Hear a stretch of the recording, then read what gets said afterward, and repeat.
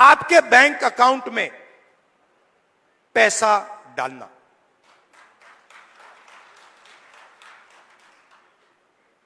सबसे पहले महिला शक्ति योजना 2000 रुपए हर महीने महिलाओं के बैंक अकाउंट में।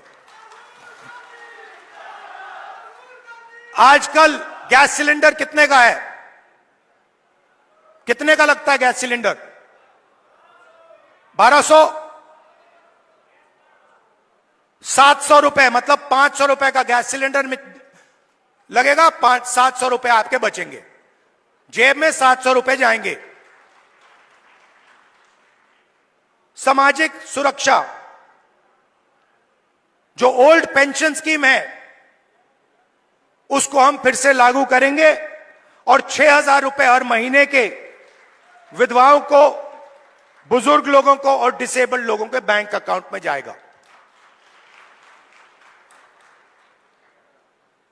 युवाओं के लिए सरकार में 2 लाख खाली रोजगार है। 2 लाख पोजीशन, मतलब 2 लाख लोगों के जेब में से नरेंद्र मोदी जी ने पैसा काट रखा है। 2 लाख युवाओं को हम वो सरकारी पोजीशंस देने जा रहे हैं और सबको, हर जात को, सब लोगों को न्याय के साथ, रिस्पेक्ट के साथ ये 2 लाख पोजीशंस दी जाएंगी। सीधा आपके जेब में पैसा जाएगा हर महीने बैंक अकाउंट में। किसान को गारंटीड एमएसपी हरियाणा में, और जो अभी आपका धान नहीं खरीदा जा रहा है, चुनाव खत्म होते ही, कांग्रेस की सरकार आते ही आपके बैंक अकाउंट में धान के लिए पैसा जाना शुरू हो जाएगा। 100 गज के प्लॉट 3.5 लाख रुपए,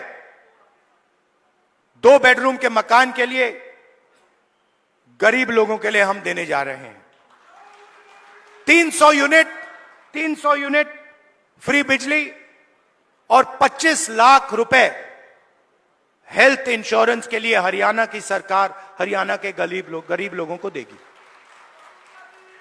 ये देखिए, और आखिरी बात, जो सबसे जरूरी बात, जाति जनगणना। मुझे यह पता लगाना है कि इस देश में कौन से जात के कितने लोग हैं। आप देखिए, आज दिल्ली की सरकार देखिए, 90 अफसर हिंदुस्तान की सरकार चलाते हैं। ओबीसी की आबादी कम से कम 50%, दलित की आबादी 15%, आदिवासी 8%,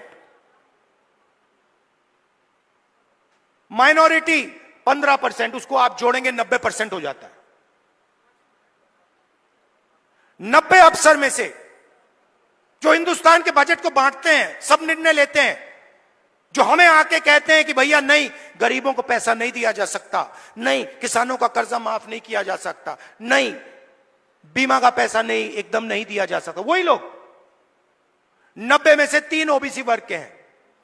आबादी 50%, 90 में से 3, और 5% बजट का निर्णय वो लेते हैं, और पीछे छोटे छोटे कमरों में उनको बंद कर रखा है। बड़ी मिनिस्ट्री में नहीं मिलेगी उनको, छोटी सी मिनिस्ट्री मिलेगी। बड़ी मिनिस्ट्री में वही 8-9% के लोग, उन्हीं परिवारों के लोग, काम चलता जाएगा। दलित 15% है। 100 रुपए में से 1 रुपये का निर्णय दलित अफसर लेते हैं। 15% आबादी, और अगर हिंदुस्तान की सरकार 100 रुपए खर्च करती है तो 1 रुपया दलित अफसर निर्णय लेता है। इसीलिए मैंने कहा है, कांग्रेस पार्टी ने कहा है, हम ये जानना चाहते हैं इस देश में कितने दलित, कितने आदिवासी, कितने पिछड़े वर्ग के लोग हैं, और ये भी जानना चाहते हैं कि इस देश का जो धन है जो संस्थाएं हैं, जो बिजनेसेस हैं, उसमें दलित कितने, आदिवासी कितने, पिछड़े कितने, ये हम पता लगाना चाहते हैं। छोटा सा उदाहरण देता हूं आपको, आप चौंक जाओगे, हिल जाओगे। आप खेती करते हो, लगे रहते हो, आप छोटा बिजनेस चलाते हो, नोटबंदी लग जाती है, गलत जीएसटी लग जाती है, आपको दबाया जाता है, कुचला जाता है। फिर मैं आपसे पूछता हूं, 90% आबादी है आपकी दलित, आदिवासी, पिछड़े, माइनॉरिटी, और गरीब जनरल कास्ट, उसमें 5% और जोड़ दो, 95% आपकी आबादी। अब मैं आपसे सवाल पूछता हूं, हिंदुस्तान के सबसे बड़े कॉरपोरेट, 250 सबसे बड़े कॉरपोरेट्स, उसमें मुझे बता दो ओबीसी कितने, दलित कितने, आदिवासी कितने, गरीब जनरल कास्ट के कितने, मुझे बता दो।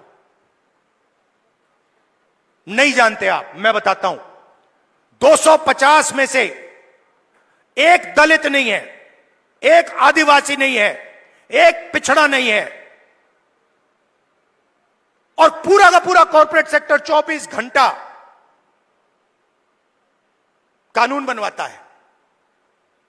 उसमें आपका कोई है ही नहीं। एक दलित नहीं है, एक आदिवासी नहीं है, एक पिछड़ा नहीं है। आपका काम मजदूरी करना, कॉन्ट्रैक्ट पे काम लेना, अमेरिका भागना,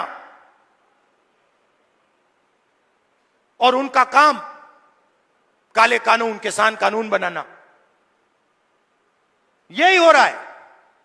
तो हमने कहा भैया हम पता लगाना चाहते हैं कॉर्पोरेट इंडिया में, मीडिया में, पिछड़े लोग कितने हैं, दलित कितने हैं, ये हमारे आए हुए।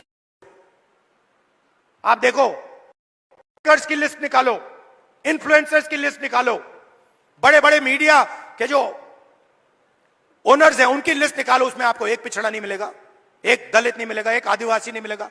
मतलब 90% हिंदुस्तान है ही नहीं, गेम में ही नहीं है। यह सच्चाई है। और हरियाणा की सरकार पहला कदम है। हरियाणा की सरकार आएगी, यहां पे बदलाव आएगा। मगर फिर दिल्ली में जब सरकार आएगी, मैं आपको बता रहा हूं, मुझे कुछ लेना देना नहीं है। मैंने अपने माइंड में एक बात रख ली है। आपने कहा इज्जत बहुत जरूरी है, उस बात को मैं एक्सेप्ट करता हूं, मगर मैं चाहता हूं, मेरे लिए एक ही चीज जरूरी है, गरीब लोगों के जेब में कितना पैसा जा रहा है और जेब में से कितना पैसा निकल रहा है। ये मेरा इक्वेशन है, और इसको मैं छोड़ने वाला नहीं हूं। जहां भी मुझे मौका मिला ना, जहां भी मुझे मौका मिला, जो इस देश को चलाते हैं, किसान, मजदूर, गरीब लोग हाथों से चलाते हैं, खून पसीना देकर चलाते हैं, जहां भी मुझे दिखाओ उनके बैंक अकाउंट में पैसा डालूंगा।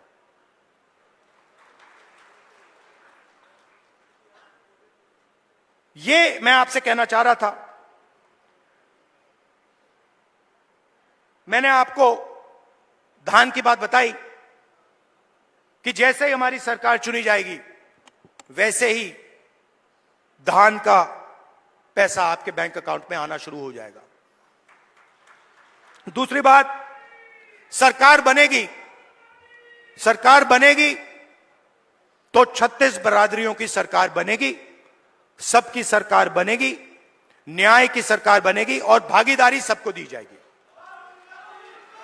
और आखिरी बात, ये जो बीच में इंडिपेंडेंट पार्टी आ रखी हैं, छोटी छोटी पार्टियां हैं, ये सब बीजेपी की पार्टीज हैं। इनका रिमोट कंट्रोल इनके हाथ में है। लड़ाई बीजेपी और कांग्रेस के बीच में है, विचारधारा की लड़ाई है। एक तरफ न्याय, दूसरी तरफ अन्याय, एक तरफ किसानों का हित, गरीबों का हित, मजदूरों का हित, और दूसरी तरफ अदानी जी और अंबानी जी जैसे लोगों का फायदा। यह मोदी जी की सरकार नहीं है, यह अदानी जी की सरकार है। यह बात याद रखिए। और हरियाणा में अदानी जी जैसे लोगों की सरकार नहीं चाहिए। किसानों की, मजदूरों की, गरीबों की सरकार चाहिए। जब भी आपको मेरी जरूरत हो, जब भी आपको मेरी जरूरत हो, पार्लियामेंट में भाषण करवाना हो, कोई मुद्दा हो आपका, सरकार पर प्रेशर डलवाना हो, यहां हरियाणा में आके आपसे बात करनी हो, आपको सिर्फ ऑर्डर देना है। आपको कहना है राहुल इधर आओ, मैं हाजिर हो जाऊंगा। आप सबका दिल से बहुत बहुत धन्यवाद, नमस्कार, जय हिंद। और कांग्रेस के कार्यकर्ता, नॉर्मली क्या होता है, आमतौर से क्या होता है, बब्बर शेर अकेले दिखते हैं। जंगल में एक बब्बर शेर दिखता है, एक शेर दिखता है। यहां पे हजारों हमारे शेर आए हुए हैं, एक साथ बाहर जाकर निकलो, बीजेपी को यहां पे हराओ। धन्यवाद, जय हिंद, नमस्कार। धन्यवाद।